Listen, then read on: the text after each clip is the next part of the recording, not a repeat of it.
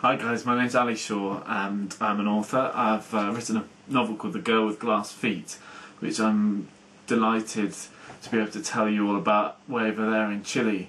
I'm here in my study in merry old England, where I'm working on my third book. But The Girl with Glass Feet is my first book and it's really special to me. It's a book about a girl who begins to turn into glass, beginning with her feet, and the glass slowly spreads up her body, starting at her toes, gradually going along her feet and up past her ankles and shins, and so on. And she tries to find out what's happened to her, why this strange transformation has befallen her. She goes back to a chain of islands where she thinks that this very first started to happen to her. And this place is called St. Helder's Land, and it's an arctic, wintry, snowy, desolate place. And then she meets a strange, reclusive, shy fellow called Midas Crook, and he helps her to find her way around the islands and to try to understand what's happening to her. And very slowly these two fall in love with each other. The book is a kind of fairy tale. I was reading at the time that I was writing it a lot of Hans Christian Andersen, and I just love his work. I love The Little Mermaid and The Snow Queen and all of his kind of very wintry Arctic fairy stories that are so bittersweet. They're so beautiful and so wistful but so sad as well.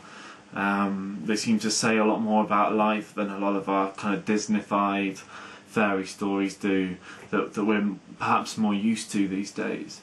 And I wanted to create a world that was like the kind of world that Hans Christian Andersen might have imagined, something cold and snowy, where magic was just always just around the corner, but where magic wasn't something that saved the day, where magic wasn't the swish of a magic wand and everything in life that was troubling had suddenly become happy-go-lucky, but where magic was something that had to be confronted, that had to be dealt with and taken in your stride. And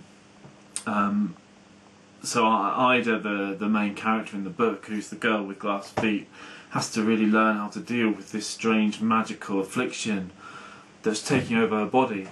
I'm really interested in fairy stories. You can check out my blog if you want to see some of my fairy story pictures that I've done. I do kind of drawings and things of certain fairy stories that sort of speak to me in some way. And if you like kind of contemporary fairy stories that have got perhaps a bit of meat on them, then I hope that you like The Girl with Glass Feet. It's as far as I can say without wanting to spoil it for you, it's something that's very close to my heart as a story, and that's very much about love and how it's so important that we love the things that we do love, and that we let ourselves fall in love when love kind of comes knocking on our doors. And the book is it's a sad book and a quiet book, but it's also a book about how love is all you need, to use the words of some of my more famous countrymen. Anyway, I hope that things are great with you guys out in Chile, and all my best to you and yours. Thanks for listening. Bye.